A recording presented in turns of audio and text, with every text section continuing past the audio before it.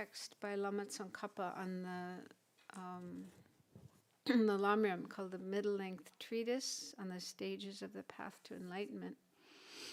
So we're getting close to the end. We finished the main part of the text, which covers all the different meditations for the 3 types of persons, initial level, middling level, and advanced level. Now we're on the section of the text where Lama Tsongkhapa is going into more depth with the last 2 perfections, the perfection of concentration and the perfection of wisdom. And so we're looking at how to cultivate Samatha and special insight. So those of you who've been following the Friday night class had lots of teachings on Samatha during this past year. But it doesn't hurt to hear them again, especially as we're going into winter retreat. It's always helpful to be reminded of how to sharpen our concentration and, of course, our wisdom. Okay, so, and today's Thanksgiving. Happy Thanksgiving. And I think we do have a lot to be thankful for. We have this precious human life, and we have many opportunities to learn the Dharma and practice the Dharma being the cause of all happiness, both in this life, future lives, and in a long-term sense, attaining liberation from samsara and enlightenment. So, yeah, it's always good to remember those things and feel thankful and grateful. And I'm thankful for the people who did the review classes while I was away in Europe in October. So I'm sure that was beneficial for everyone, those who did the classes and those who attended the classes, yeah. It's always good to talk about Dharma again and again. So then we'll start with the prayers as usual, and then just do a little bit of meditation on something from last talk, which was back in September. That's when I gave my last talk. So while doing the prayers, if you can, imagine the Buddha in front, and you can imagine the whole merit field if you are able to, and then you can feel that they are the focus for the prayers of taking refuge, generating refuge, and also bodhicitta, renewing the bodhicitta motivation that you generated earlier today. To the teacher endowed, transcendent destroyer, oneness gone, foe destroyer, completely and fully awakened one, perfect in knowledge and good conduct, one gone to bliss, nor of the world's supreme guide of beings to be tamed. Teacher of gods and humans to you, the Buddha endowed, transcendent destroyer, glorious conqueror, Shakyamuni, I prostrate, make offerings and go for refuge. When, O supreme among humans, you were born on this earth, you paced 7 strides and said, I am supreme in this world. To you who are wise, then I bow. With your bodies formed supremely fine, wisdom ocean like a golden mountain. Fame that blazes in the 3 worlds, winner of the best supreme guide, to you I bow. With the supreme signs, face like the spotless moon, color like gold, to you I bow. You are immaculate, the 3 worlds are not, incomparable wise one, to you I bow. Great compassionate protector, all-knowing teacher, field of merit and good qualities, vast as an ocean, to the Tathagata I bow. Through purity, freeing from attachment, through virtue, freeing from the lower realms. Unique, supreme, ultimate reality, to the Dharma that is peace I bow. Having freed themselves, showing the path to freedom too, well established in the trainings. The holy field endowed with good qualities, to the Sangha I bow. Do not commit any non-virtuous actions, perform only perfect virtuous actions. Subdue your mind completely, this is the teaching of the Buddha. A star, a mirage, a flame of a lamp, an illusion, a drop of dew, a bubble. A dream, a flash of lightning, a cloud, see conditioned things as such. Through this merit may sentient beings attain the state of all seeing, subdue the faults. and be delivered from the ocean of cyclic existence perturbed by the waves of aging, sickness, and death. This ground anointed with perfume, flowers strewn Mount Meru, foreland, sun and moon, imagined as a Buddha land and offered to you, may all beings enjoy this pure land. Venerable holy gurus, in the space of your truth body, from billowing clouds of your wisdom and love, let fall the rain of the profound and extensive Dharma, in whatever form is suitable for subduing sentient beings. Idam Guru Ratna Mandalakam Dhiryatayami. I take refuge until I have awakened in the Buddhas, the Dharma, and the Sangha. By the merit I create by listening to the Dharma, I will attain Buddhahood in order to benefit all sentient beings. I take refuge until I have awakened in the Buddhas, the Dharma, and the Sangha. By the merit I create by listening to the Dharma, I will attain Buddhahood in order to benefit all sentient beings. I take refuge until I have awakened in the Buddhas, the Dharma, and the Sangha.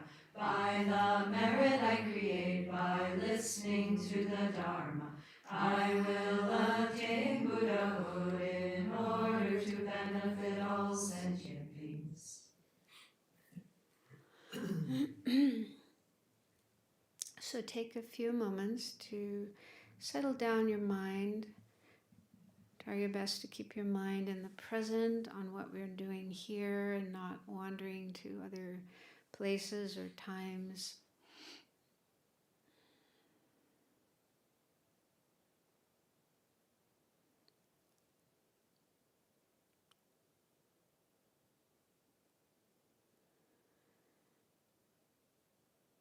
And also really feel the wish that this session will be beneficial for everyone, for ourselves, to increase our understanding of the Dharma and our practice of the Dharma, and to be able to spread all this good energy with as many other people and beings as possible throughout the universe and help everyone get on the path leading to liberation from samsara and full enlightenment, Buddhahood.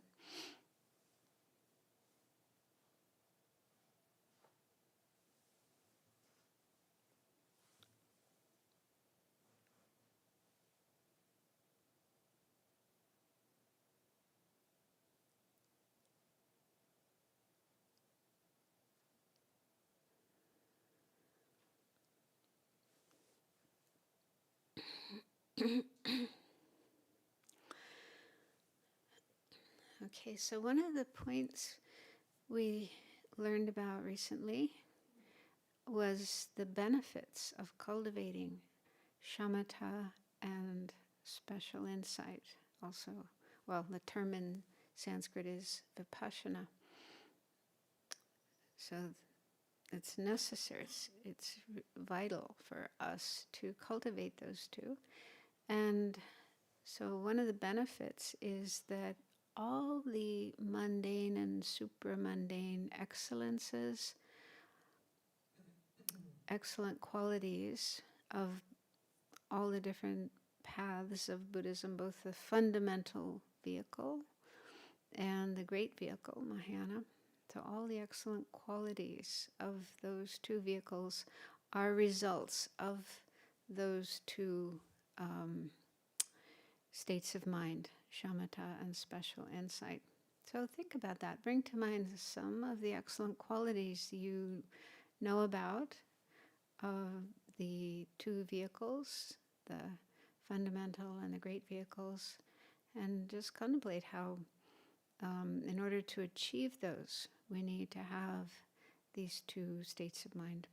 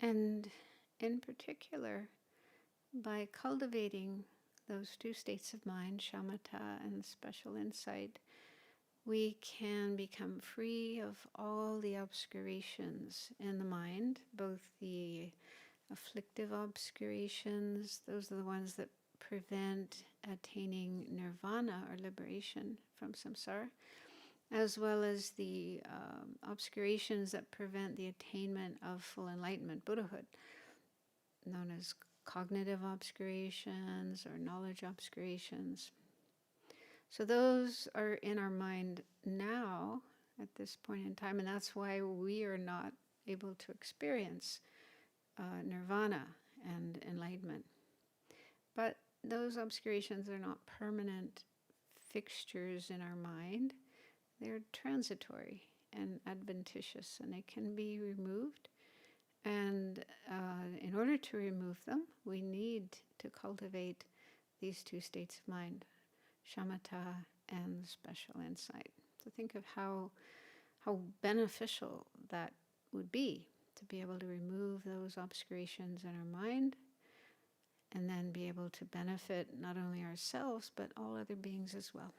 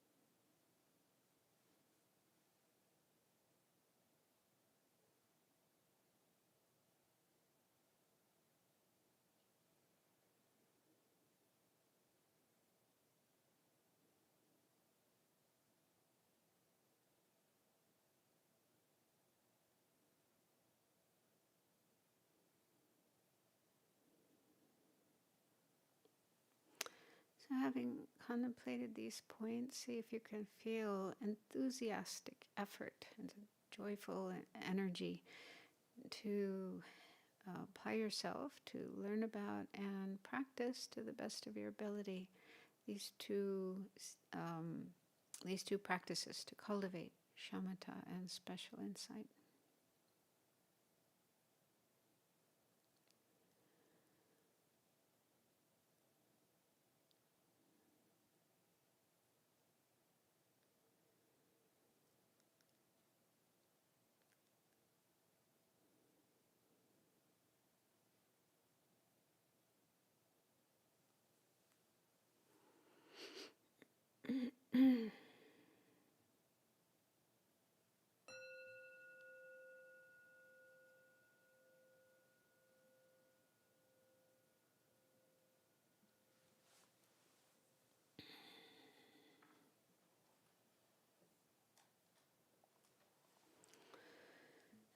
Okay, so where we left off last time was the middle of chapter 19.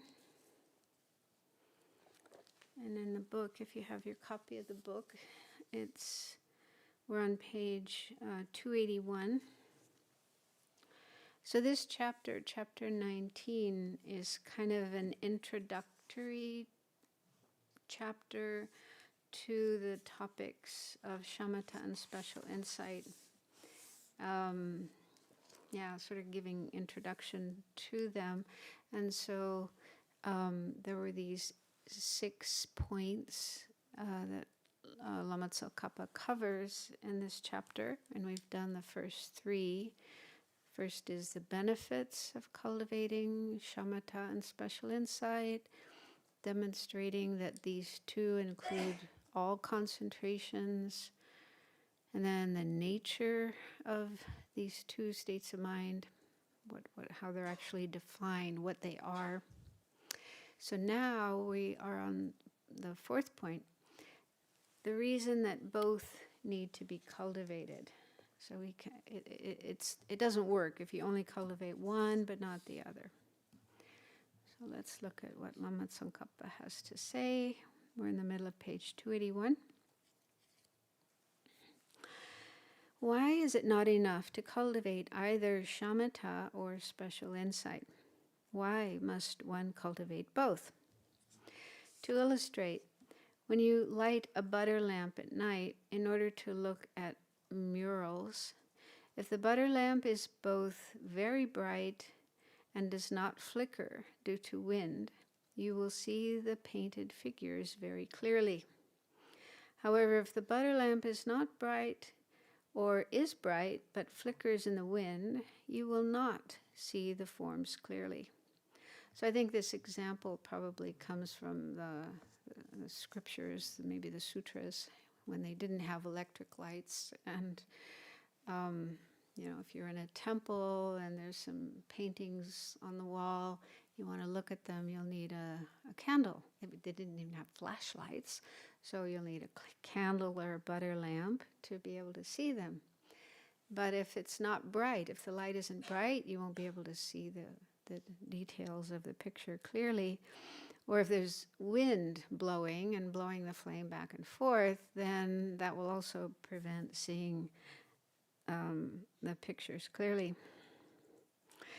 And he says, likewise, with respect to viewing the profound meaning means emptiness, the true nature of all things. So this is essential, something we have to do, whether we want to attain nirvana or enlightenment. It's essential to realize emptiness.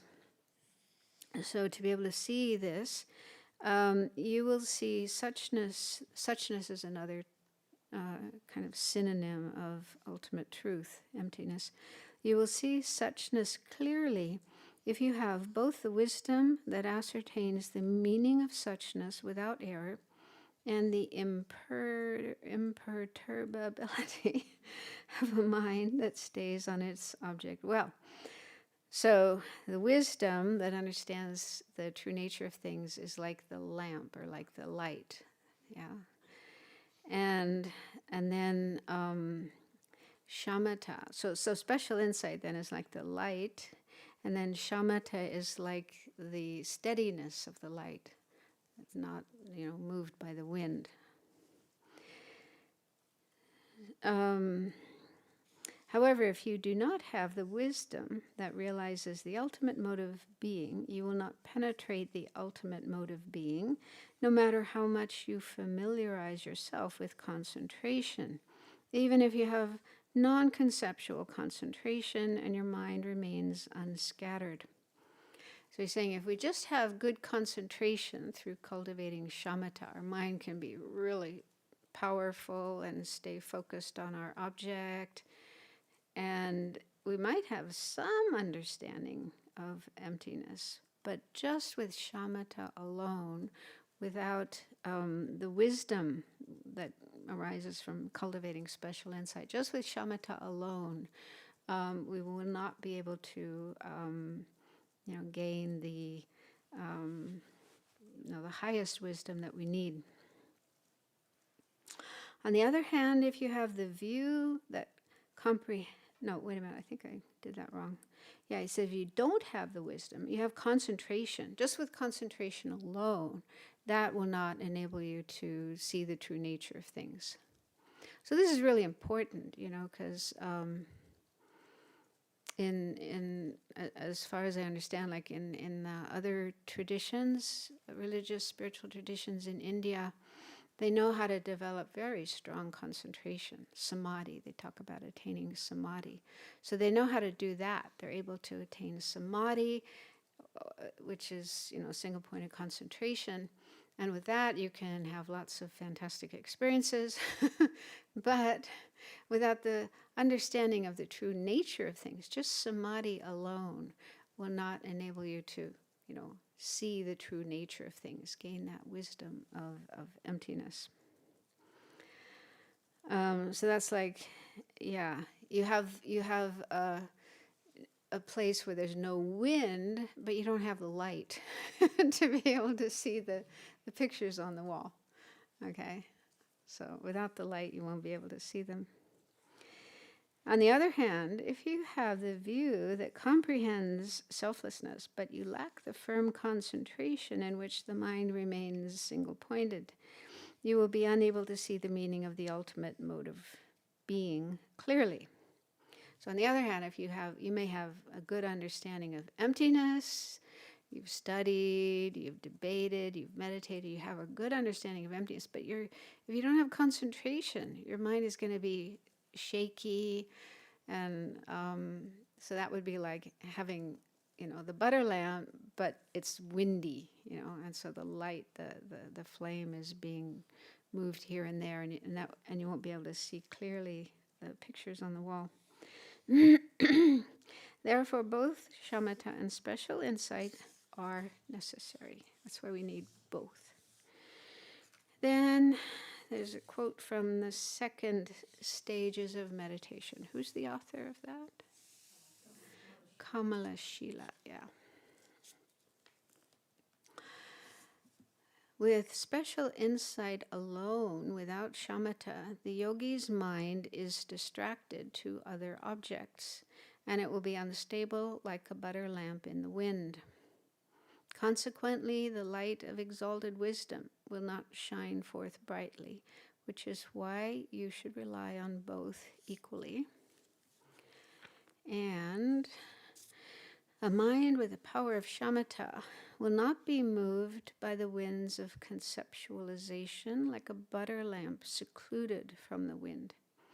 Through special insight, you eliminate the snares of all inferior views so that others no longer lead you astray. Okay.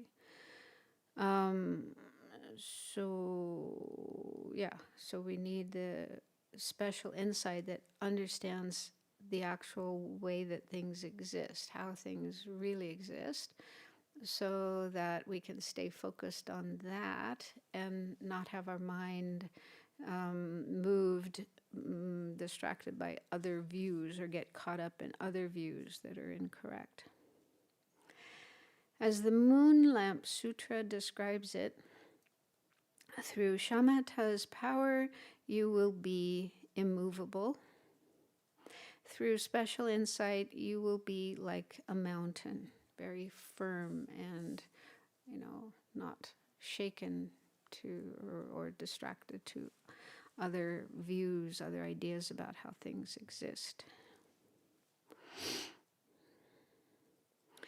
You will know the meaning of reality if you analyze with wisdom that is conjoined with a meditative equipoise of shamatha that is not unbalanced by laxity or mental excitement. There's another analogy they use that's also kind of helpful. If you want to cut down a tree and you have an axe, anyone ever tried to do that? Cutting down a tree with an axe before you had access to chainsaws, just with an axe. Okay, So, so two things are needed. One is the axe needs to be sharp. If it's not sharp, if it's dull, forget it. And the other thing is, even if the axe is sharp, but if your aim isn't good and you just keep hitting the tree in different places, then you could be out there all day and not get the tree down. Okay, so in a similar way, so you need both a sharp axe and you need a steady aim that you keep cutting in the same place. So the sharp axe is like special insight, this very sharp understanding that sees the true nature of things. And then the steady aim, keep hitting it in the right place, is like shamatha, single-pointed concentration. So those analogies help, because we're talking about things that are quite abstract, and maybe we don't really have much experience of them either. Single-pointed concentration, and also the special insight, the wisdom of the true nature of things. So those might still be very far away for us. But these analogies, we've probably had some experience, like, trying to see something with a candle and the wind is blowing it here and there, or trying to cut a tree without the proper conditions. So those can help us understand how important it is to have both of these states of mind. Then, with that intention, the compendium of the Dharma says, when your mind is in meditative equipoise, you will know reality as it is. Not just meditative equipoise, but you have to have the understanding of emptiness. But with that strong, focused state of mind, we'll be able to penetrate and realize special insight. Then the first stages of meditation. So Kamala Shila, I think he wrote 3 texts on the stages of meditation.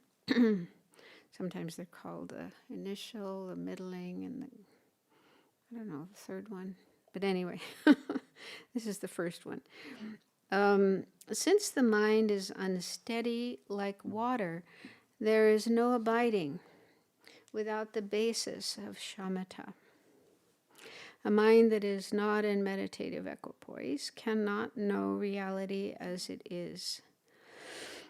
The Blessed One said, a mind in meditative equipoise fully knows reality as it is.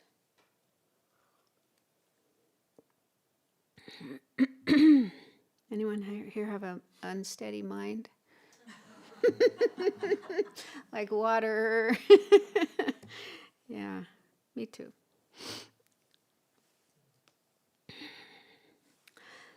When you accomplish shamatha, it not only eliminates the fault of your wisdom consciousness wandering off while correctly analyzing selflessness.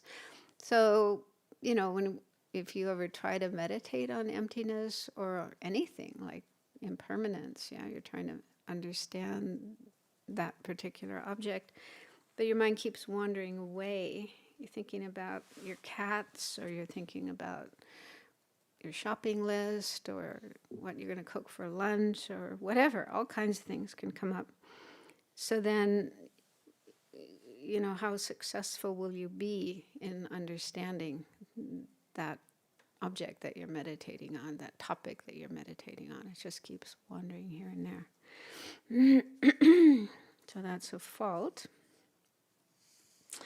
It also eliminates the fault of distraction during all analytical meditations that you do with fine investigative wisdom on impermanence, actions and their effects, meaning karma, the faults of cyclic existence, love, compassion, training in bodhicitta, and so forth. So all the topics that we do analytical meditation on, starting with precious human life and so on, all the Lamrim topics. So it's really important to have, even if not shamatha, but at least good focus to be able to understand these.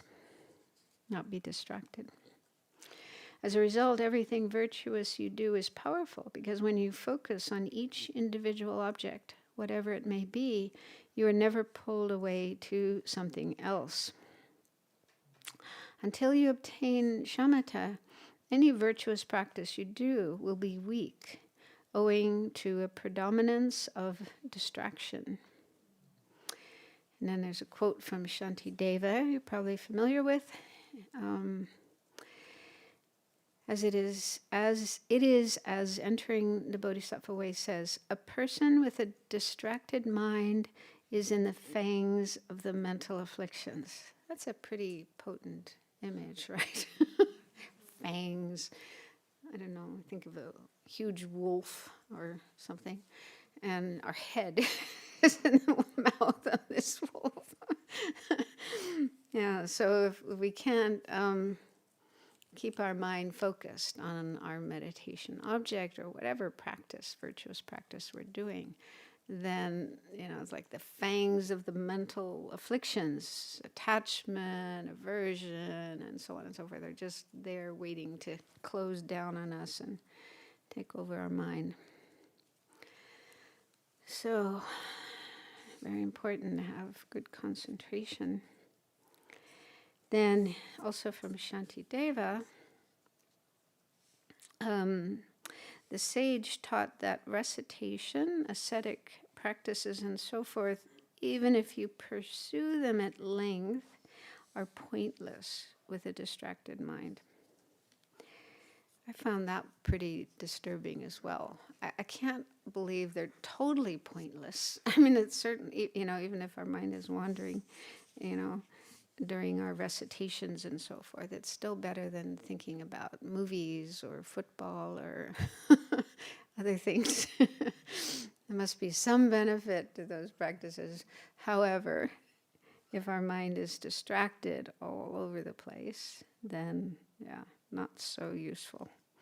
Not really important. If we want our virtues to be, the virtuous actions that we're doing, we want them to be as potent as possible, as beneficial as possible, then really important to keep our mind focused to the best of our ability. Okay, so does that make sense?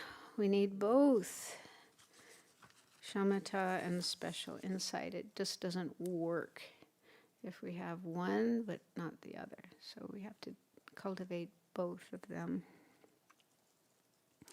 Then the next point is how their order is definite. So there's a definite order to the cultivation of these two, but some exceptions to that.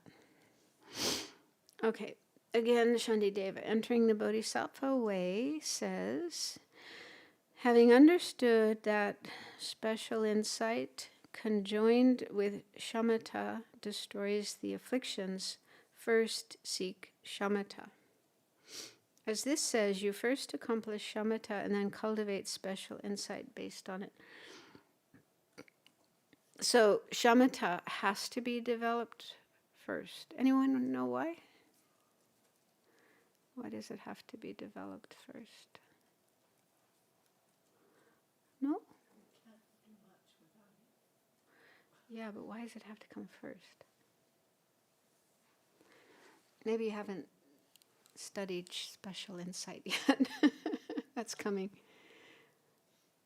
I mean, special insight is actually the union of calm abiding and insight. I didn't realize that until I did the master's program. It always sounded like they're two different things. But special insight and the union of calm abiding and special insight are actually synonymous. We're coming to that later. But so it's impossible to have special insight without shamatha, right? So it's like a prerequisite. But we'll come to that. So there's a qualm. The next paragraph is a qualm. With regard to that, you may wonder the following. The first stages of meditation says that the object observed in shamatha is unspecified, meaning you don't have to use one specific object. It could be almost any object. When it says, its object of observation is unspecified.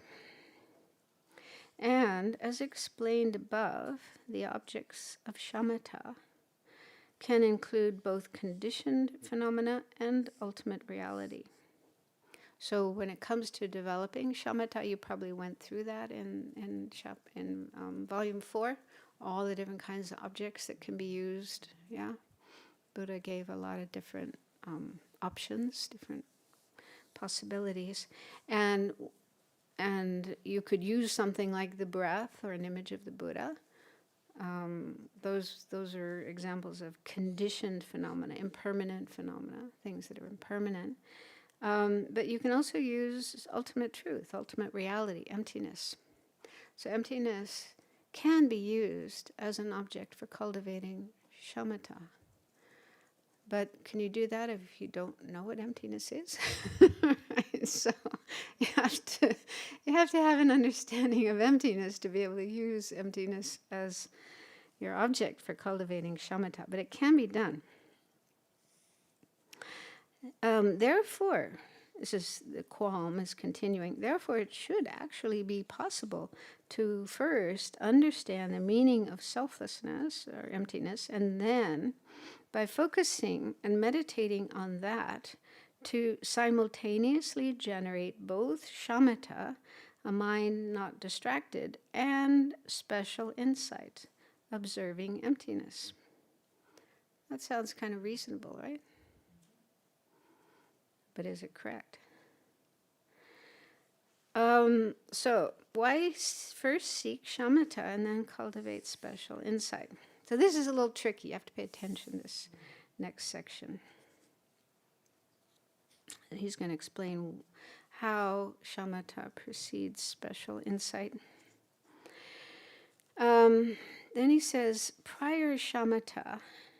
And I was a little puzzled by that expression because I hadn't come across it before, but I think it just means, attaining shamatha first, like attaining shamatha before understanding emptiness.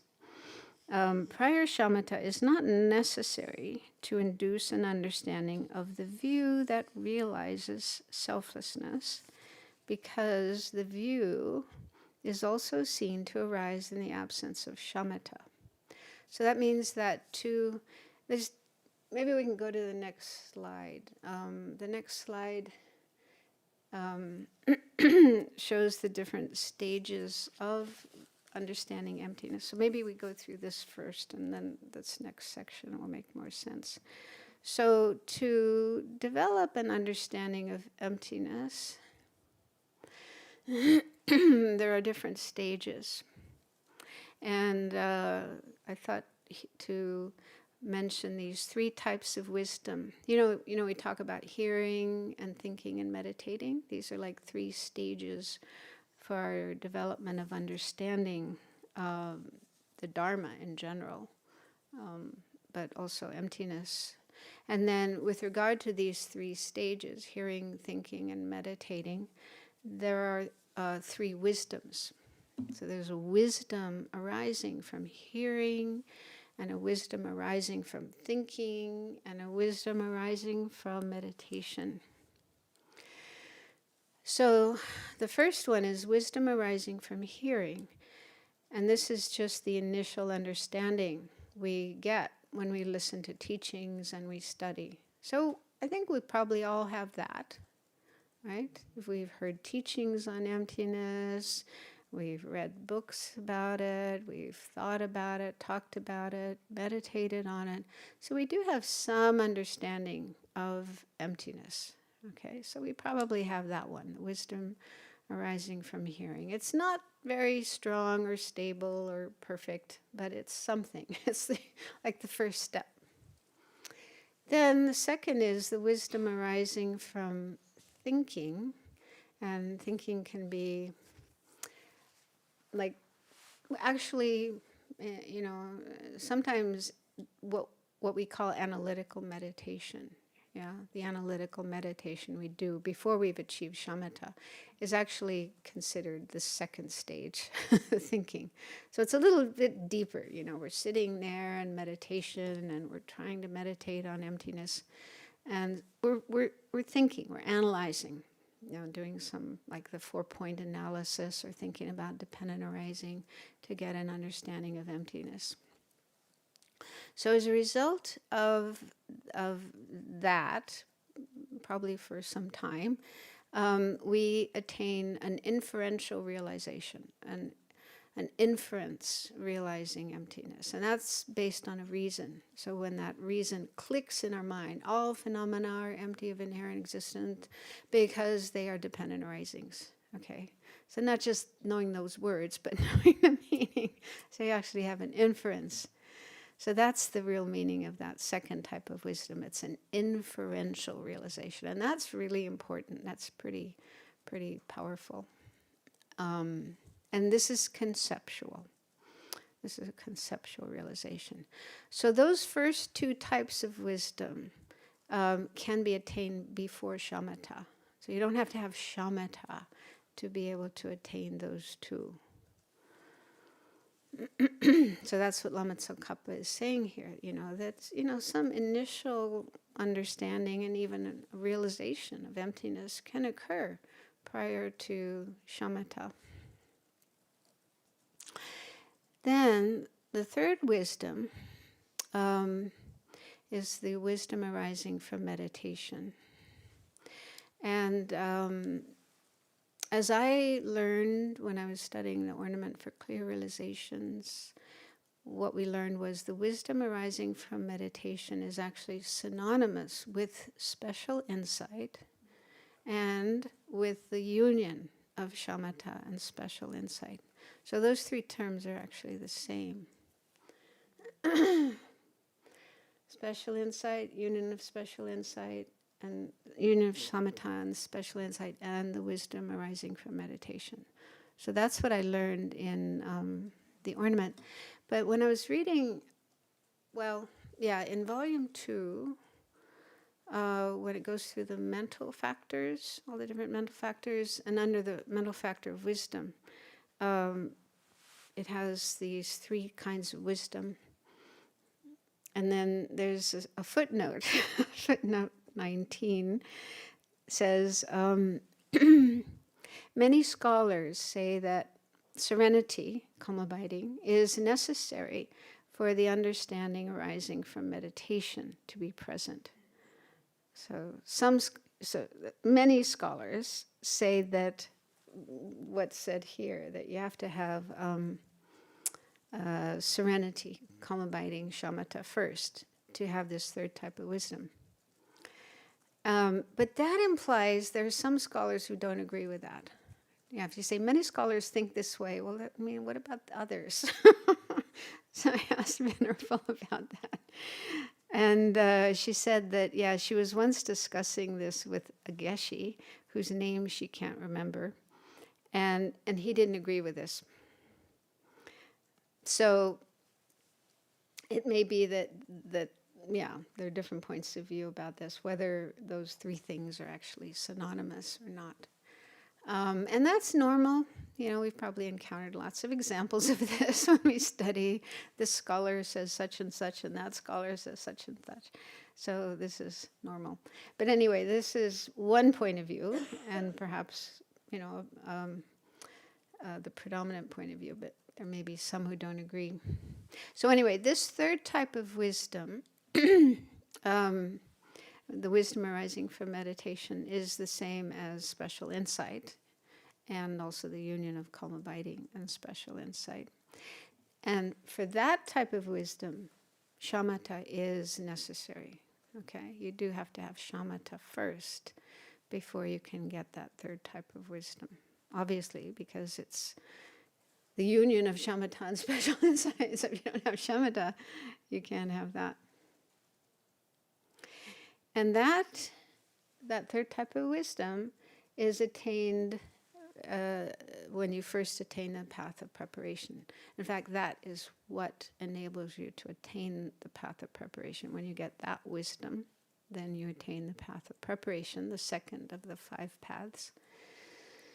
And then you continue meditating and working on your mind, and eventually you reach the point where you have the direct realization of emptiness, the direct realization of emptiness. And that's when you attain the 3rd path, the path of seeing, and become an Arya. So those are different stages of your meditation, of your understanding of emptiness. First, this initial understanding from listening and thinking, reading, studying. And then, an inferential realization. And then calm abiding, the union of calm abiding and special insight, and wisdom arising from meditation. Then eventually the direct realization. And that's the highest. That's the highest you can get. Direct realization of emptiness. Does that make sense? So then that should help make sense of this next discussion. Okay, so Lamrim Tsongkhapa is saying that it is possible to have a realization of emptiness before you have shamatha, those first 2 kinds of wisdoms of emptiness.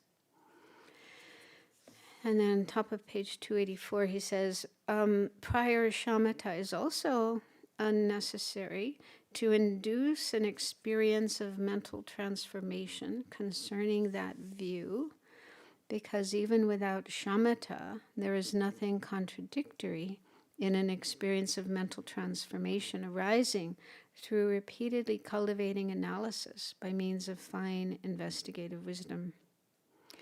I couldn't find an explanation of mental transformation, but it seems to be just like good things happening in your mind, like your afflictions getting reduced and your good qualities getting increased. So your mind is transforming in a positive way. And so you don't need to have shamatha in order for your meditation on emptiness to bring about positive changes in your mind. Yeah, so just even listening to teachings, reading about them, thinking about them will have a good effect on your mind. If it were contradictory, meaning that if you had to have shamatha first for your mind to be transformed, it would absurdly follow from the same reason that the experience of mental transformation arising with respect to impermanence, the faults of cyclic existence, or training in bodhicitta would also depend on shamatha. Right? So we can experience a lot of benefit, a lot of good things happening in our mind from meditating on impermanence, faults of samsara, and bodhicitta, and so on, even without shamatha. So we can definitely experience positive mental transformation without shamatha. In what way, then, does shamatha precede special insight? Here, the context for the generation of special insight is that of ordinary beings with no prior realization arisen from meditation who newly generate it. So he's talking about just ordinary beings like ourselves who haven't yet attained that 3rd type of wisdom, the wisdom arising from meditation. In this regard, there is a method of meditation on selflessness with a special awareness that realizes emptiness. Its peculiarities will be explained below, probably later when we get to the insight section. Apart from that, analytical meditation is necessary in the vehicle of the perfections and in the 3 lower classes of Tantra, because special insight, which is a realization born from meditation. So he seems to be agreeing with this 3rd point. He's saying special insight is a realization born from meditation, a wisdom arising from meditation. So that doesn't arise unless you have examined the meaning of selflessness by means of fine investigative wisdom and then engaged in analytical meditation upon it. So that means that to be able to get, special insight, you need to use analysis. Yeah, you need to have, you need to engage in analytical meditation. But he does mention, in the perfection vehicle, and also the 3 lower classes of Tantra. And you might remember in volume 4, I just read it, there's a little explanation in there about how in the highest class of Tantra, highest Yoga Tantra, there's special techniques that are used to develop special insight. There's just a brief mention there. He doesn't mention it here, but it's implied. Because he says the 3 lower classes of Tantra. So in those classes of Tantra, you do need to use analysis. You need to analyze the nature of things and come to understand, that things are empty of inherent existence. But in the 4th class of Tantra, highest Yoga Tantra, there's other techniques that you use to generate special insight. But anyway, the point here is, for most of us and most of our practices, we do need to do analysis. And then he says, if you seek an understanding of selflessness and repeatedly analyze its meaning prior to accomplishing shamatha, you will be unable to accomplish shamatha in reliance upon that because you have not accomplished shamatha. So I think what he's saying there is, if you study, listen to teaching, study, develop an understanding of emptiness, and then you keep analyzing it, but you haven't yet accomplished samatha, that isn't the way to accomplish shamatha. Because doing analysis, your mind is kind of busy, active. And to develop shamatha, you need to keep your mind focused and not be thinking and analyzing. This will come more clear later, but so if you haven't already generated shamatha and you're trying to use analysis of emptiness to develop shamatha, it's just not going to work. Does that make sense? It's the wrong kind of meditation for generating shamatha. And then he says, if you perform non-analytical placement meditation, however, you can accomplish shamatha in reliance upon it. But this will only be a method for accessing shamatha, and you will need a method for accessing special insight distinct from that. So, so if you're just, doing placement meditation, you can accomplish shamatha through that placement meditation, but that will only enable you to attain shamatha and not special insight. So just by placing your mind on an object, you can achieve shamatha, but not special insight. Therefore, you seek special insight afterward. Okay, so you can't accomplish them simultaneously. That's his conclusion here. The qualm, this person who raised the qualm said, well, first you get an understanding of emptiness, and then you use that understanding of emptiness to attain shamatha. And then you can attain them both at the same time. You'll attain shamatha and special insight simultaneously. Both will arise simultaneously. That was the thought, the idea. So Lama Tsongkhapa is saying, no, that's not true. It is possible to get an understanding of emptiness before you have achieved shamatha. But that understanding of emptiness involves analytical meditation. You're analyzing. Your mind is busy thinking, analyzing. And so if you keep doing that, you won't be able to get shamatha.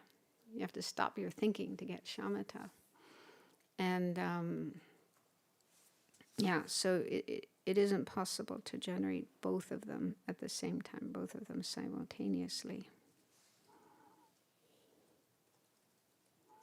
I think that's what he's saying. Yeah? But this will become more clear as we go into the details with the cultivation of those two. That is why you do not deviate from the order of seeking shamatha first and then cultivating special insight in reliance upon it.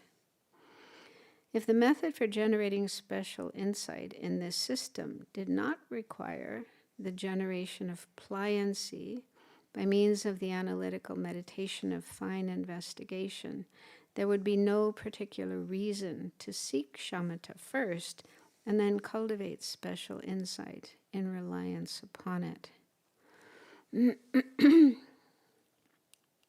So, pliancy, I don't know, is Venerable, what does she call it, something else? Pliancy. Sometimes it's translated as serviceability, flexibility, but it's this particular, it's a mental factor, it's a virtuous mental factor.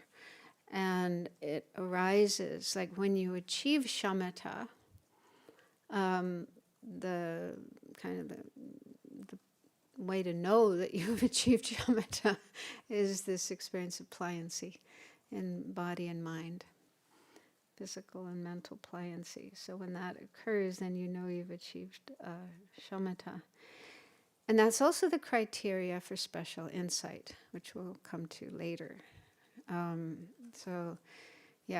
first develop shamatha, and then you develop a really good understanding of emptiness, and then you have to initially alternate between shamatha and investigation, and eventually get to the point where you're able to use analysis, investigation, without losing the stability of mind. You can still have really good shamatha while investigating. It doesn't disturb your concentration. And then at a certain point, you'll experience pliancy arising, not from single point of concentration, but from analysis. Analysis itself, investigation itself will induce pliancy. So they say that's the point, the criteria for knowing you've achieved special insight. So pliancy is a key factor in determining. But this will come clear later. So if you feel bewildered and lost, it's okay. Sometimes these texts, they explain a lot of, they mention a lot of things before you've really studied the topic, and you don't really get clear about these points until you've actually gone through the study of that topic. But anyway, the point is, he's saying that it is essential to have shamatha first before attaining special insight. Although we can be working on both at the same time. You can be working on cultivating your concentration, your shamatha, and work on cultivating your understanding of emptiness at different meditation sessions. But it isn't like you have to wait until you've achieved shamatha and then you start learning about emptiness. You don't have to do that. You're going to be cultivating them both. And it's probably more efficient to do it that way. Okay, it is completely unreasonable to not meditate in accordance with that order. The Unraveling the Intent Sutra, that's Samdi Nirmochana Sutra, says that you cultivate special insight in reliance upon the attainment of shamatha, as mentioned above. So that's the sutra, the authoritative source for this. Furthermore, the latter grow based on the earlier ones. So that was earlier in the text, back on page 246, when talking about the 6 perfections. And it refers to this sequence of meditative stabilization and wisdom within the 6 perfections. So look at the order of the 6 perfections. Which comes first? Concentration, and then wisdom, yeah. But of course we can be working on cultivating all the 6 perfections at the same time. In particular, the arising of the higher training in wisdom and reliance upon the higher training in concentration is an order in which you first cultivate shamatha before special insight is cultivated. So that's talking about the 3 higher trainings. We had references to that during the Vinaya course. If you want to attain nirvana, liberation, you have to practice those 3 ethics, keeping our pratimoksha vows and so on. And then on top of that, concentration, learning to keep our mind focused. And then on top of that, wisdom. So even in the order of the 3 higher trainings, concentration comes before wisdom. Bodhisattva levels and Shravaka levels, those are texts by Sangha, also say that special insight is cultivated in reliance upon shamatha. And then Essence of the Middle Way, that is by Bhava Viveka. Entering the Bodhisattva Way is by who? Our friend Shantideva. And the 3 volumes of Stages of Meditation, as well as Jnanakirti and Shantipa, set forth that you seek shamatha and then cultivate special insight. So he's referring to all these other classics of the Nalanda tradition by Asanga, Bhava Viveka, Shantideva, Kamalashila, and so on. This is what they say. So they are authoritative masters. Therefore, the assertions of some Tibetan, where did that come from? Therefore, the assertions of some Indian masters that you start out by generating special insight through analysis with fine investigative wisdom without seeking shamatha separately are in contradiction to the texts of the great trailblazers. Therefore, it is inappropriate for the intelligent to rely on them. I think the word Tibetan came out because I was thinking that maybe at his time, at Lama Tsongkhapa's time, there were some Tibetans who had that view, who thought that, you start with special insight and then cultivate shamatha. So he's pointing out with all these different reasonings and scriptural authority and so on, that is not correct. Okay, then he says, this is the order of shamatha and special insight when you newly generate them. Later on, the order is unspecified because you continue to cultivate shamatha after you have cultivated special insight. So, we're going to come to this little discussion about that, but I think the next slide has something about that. So when it comes to specific instances of shamatha and special insight, then the order can differ. I don't know if you can read all of that, but this is when I was studying the ornament. This is what we learned, because the same kind of debate came up there. So it says, first, one must achieve fully qualified calm abiding, or shamatha, or serenity, whatever you want to call it. Then one can cultivate special insight. This sequence is definite. However, once one has attained both fully qualified calm abiding and fully qualified special insight, it is possible to develop a particular special insight before a particular calm abiding. This is because there are many calm abidings, many shamatas. though there's the calm abiding included in the preparations for the first concentration, the first jhana. So before attaining the first jhana, you have to go through those 7 preparatory stages. And the first of those is calm abiding. So that's like the preparation for the first jhana. So that's one calm abiding. Then there's calm abiding that's included in the actual first concentration. So once you have achieved the first concentration, first jhana, you have, that shamatha, probably a more powerful version of shamatha, and so forth. And so forth includes the calm abidings included as a preparation to the second jhana, and then within the second jhana, and then as a preparation to the third jhana, and then within the third jhana, and so on and so forth. So there's different calm abidings or shamatas as you progress through the 4 jhanas and the 4 formless absorptions. So there's, specific. It's possible to talk about specific calm abidings. And then there are also many special insights. There's different levels of insight.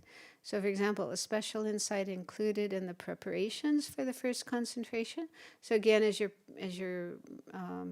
going through those preparatory stages before the first jhana, there's a special insight. Which level is that? Is the 3rd? I think it's the 3rd preparation.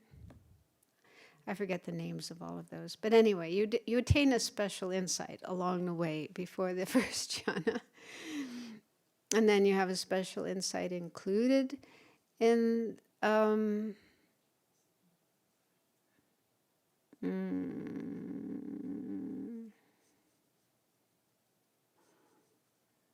it doesn't mention included in, just in the preparations for the second concentration and so on. Okay, so maybe it's only in the preparatory stages before the jhanas that you have a special insight. But anyway, there's different special insights. And so, so this is,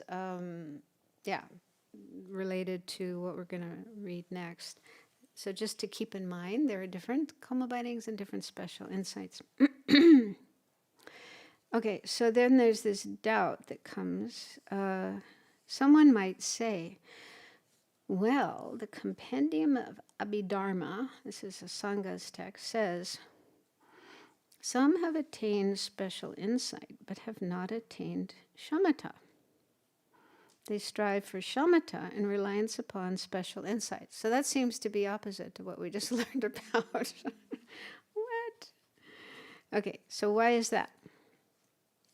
So we would respond that this does not refer to those who have failed to attain the shamatha included in the preliminary stage of the first jhana, the preparatory stage of the first jhana, but to those who have failed to attain the shamatha of the actual first jhana and above.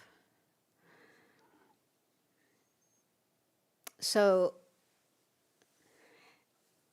the answer, I was thinking, so if you're progressing in the different jhanas, so if someone hasn't attained, no, he's saying this does not refer to those who have failed to attain the shamatha included in the preliminary stage of the first jhana. So the shamatha included in that's like the first experience of shamatha that anyone attains, right? Your first experience of shamatha, you're already on that first preparation towards the first concentration, the first jhana.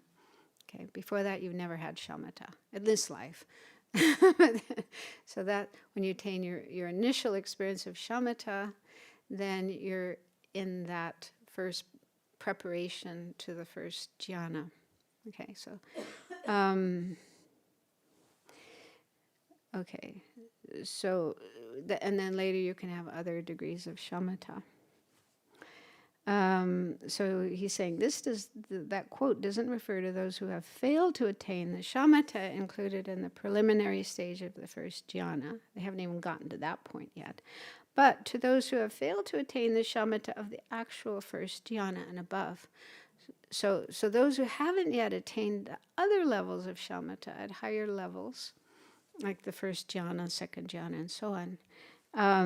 So for them, they have to attain those higher levels of shamatha on the basis of special insight. Because as you're on your way to attaining the first jhana, you have to attain a special insight. And it's one of those preparations. Does that make sense? This is tricky. And you can do that. You can do that by using the mundane path, right? Remember the mundane path where you're meditating on the relative grossness, the yuckiness of the desire realm, all the bad stuff going on in the desire realm, and then the relative peacefulness of the first jhana. You know, they don't commit any of the 10 non-virtuous actions. There's no killing, no stealing, no anger. They don't even get angry at each other. It's like so much better in that first jhana, first concentration. So you meditate on those comparatively, and in that way you gradually subdue the afflictions related to the desire realm, and you get this special insight. It's kind of special insight into the grossness of the lower level and the peacefulness of the higher level. And with that special insight, you can subdue the afflictions of the desire realm and enable you to attain that first concentration. So you do get a special insight along the way. And then, on the basis of that special insight, you can attain the calm abiding that's included in the first concentration, the first jhana. Don't worry if it doesn't make sense. This is complicated. When it comes to these different dhyanas and how you reach them, it's very complicated. But I was thinking of an analogy that might help when it comes to degrees. Like, we go to university and we get these different degrees. You start with usually a bachelor degree, and then you can get a master's degree, and then you can get a PhD, right? So can you get a PhD before you've gotten a master's? In the same subject. Like biology. Let's say, you want a PhD in biology. Can you get a PhD in biology before you have a master's in biology? You can? Oh, I thought it was, I thought that was a definite order. Okay, well, let's say you go to You wouldn't get a PhD and then a master's. No, But a master's right. isn't a prerequisite. Okay. But yeah, the point is you couldn't get a PhD first and then a master's in the same subject. Biology or history or whatever. You have to, usually the usual order is first you get a master's, and then on the basis of that you can get a PhD. But once you have a PhD in one subject, then you can get a master's in another subject. People do that, right? So that's a little bit like this. Okay. So once you have special insight, you can go on and get a certain type of shamatha at a higher level of shamatha. So that makes sense a little bit. But yeah, don't worry. I don't think this is so crucial. I think he's just trying to make the point that generally speaking, most cases, you do have to have shamatha first before calm abiding, before special insight. Okay, then he says, shamatha of the first jhana and above are in fact attained in reliance upon direct realization of the Four Truths. I was a little surprised by that, but I think it's a translation issue. because it makes it sound like in order to attain the first jhana, you have to have the direct realization of the Four Truths. That's not true, because you can attain the first jhana just with that ordinary mundane meditation, that, thinking about the relative grossness and peacefulness of the different levels. So in the Lamrim Chenmo, the other version, it's translated somewhat differently. It says, once you have attained the direct realization of the Four Noble Truths, you can attain the first concentration, and so on. So that makes more sense, that if you have the direct realization of the Four Noble Truths, on the basis of that, you can attain the first jhana, the first concentration. And I think there's some explanation about how that's done in volume 4, a little bit complicated. But that's like the supramundane path. So there's the mundane path where you meditate on the, faults of the lower level and the peacefulness of the higher level. And then there's the supramundane path where you meditate on the Four Noble Truths, 16 aspects of the Four Noble Truths, or just mainly focusing on emptiness and using that to overcome the afflictions of the different realms. So, so I haven't really studied that particular. We learn more about the mundane path, not so much about the supramundane path, like how you use the Four Noble Truths to then attain the first jhana. But it seems that is possible, and I think that is explained in volume 4. So I think that's what he's saying here. And then there's a quote from, this is because it's stated in Levels of Yogic Practice, which I think is the Yogacara Bhumi of a Sangha.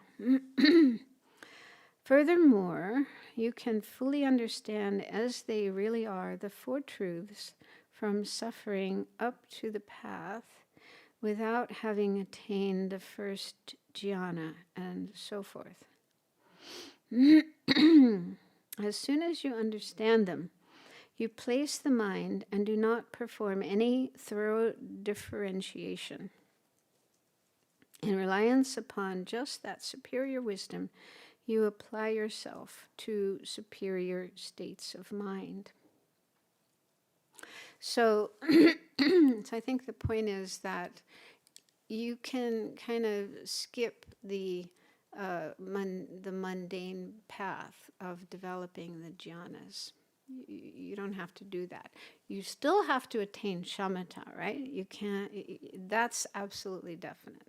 You must attain shamatha. But then after attaining shamatha, then you can go on and meditate on the Four Noble Truths, 16 aspects of the Four Noble Truths, emptiness, selflessness, and so on. And on that basis, then you can progress along the path and become an Arya, and then become an Arhat. Okay, so it isn't absolutely necessary to attain those jhanas, right?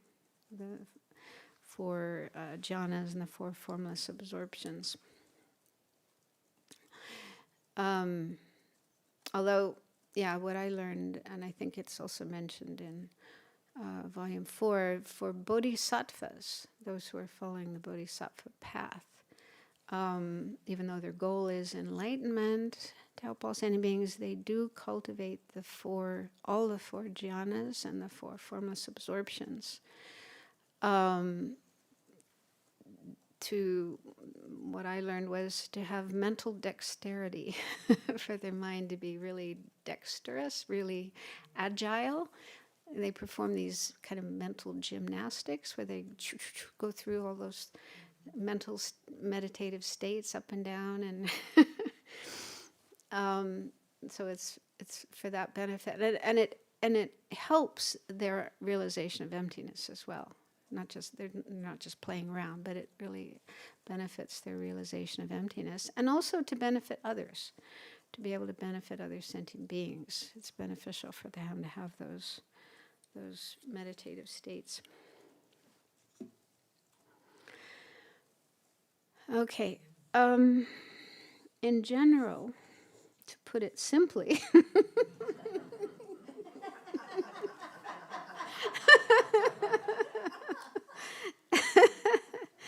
the 9 mental states are known as shamatha, while the 4 investigations of thorough differentiation and so forth are known as special insight. However, actual shamatha and special insight, as explained here, must be posited as occurring after pliancy has arisen. So when he says here, the 9 mental states are known as shamatha, that's not literally. None of those 9 mental states is actual shamatha, but they can be called shamatha because that's where you're going. You're working your way to shamatha.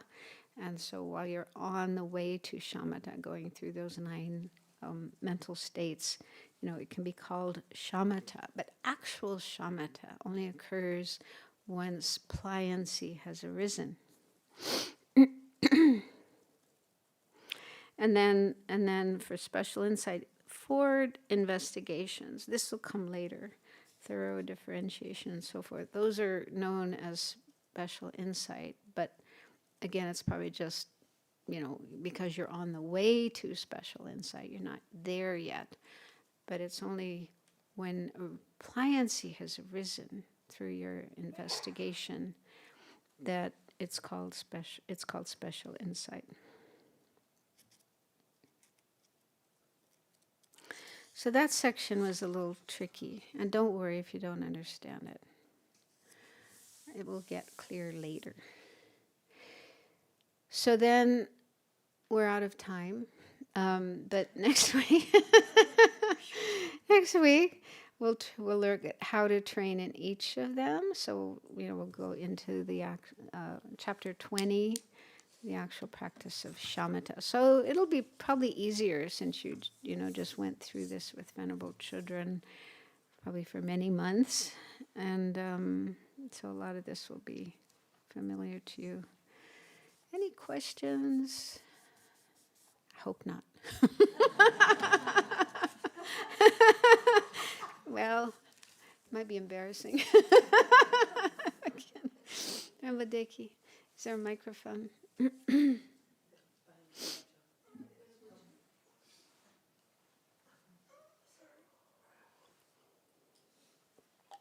worry, this is a very easy question because I'm confused on all these terms. Is calm abiding and shamatha the same? Yeah, so many different terms. Shamatha is the Sanskrit term, shamatha. And then in Tibetan, it's shine. And then when it comes to translating into English, different people like different terms. I think most text teachers that I'm aware of use calm abiding. All along, all these last 50 years, that's the term I've known. And it's like a direct translation of the Tibetan. Shi means calm or peaceful, and then ne means abide. So it's calm abiding. And Venerable calls it serenity. I don't know if that was her term or she got it from somebody else, but I think Alan Wallace uses tranquility.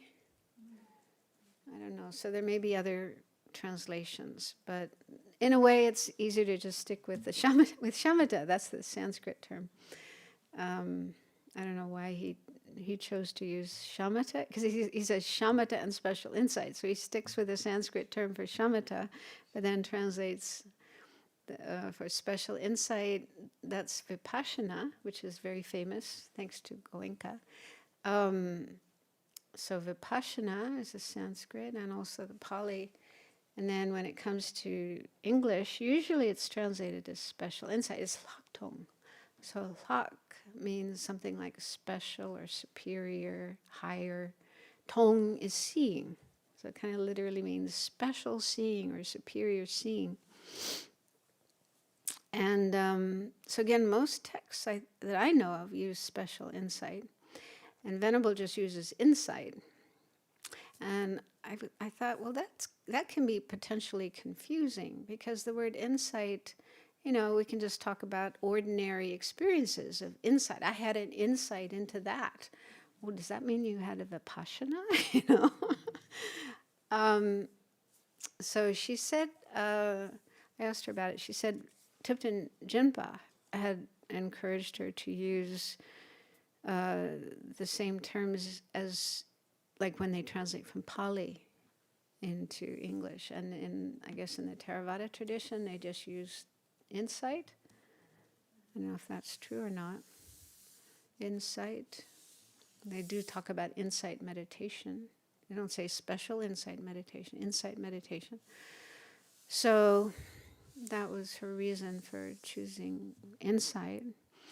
And she said, a lot of words, can have different meanings in different contexts. Even concentration, the word concentration can mean different things. It can refer to just what we're trying to do, but also the jhanas, they're also called concentrations. So you just have to check what, like in the context, which particular meaning is being used. Or like the word kiwi, right? Kiwi. It can be a fruit. It can be a bird. It can be someone from New Zealand. So you want to be careful,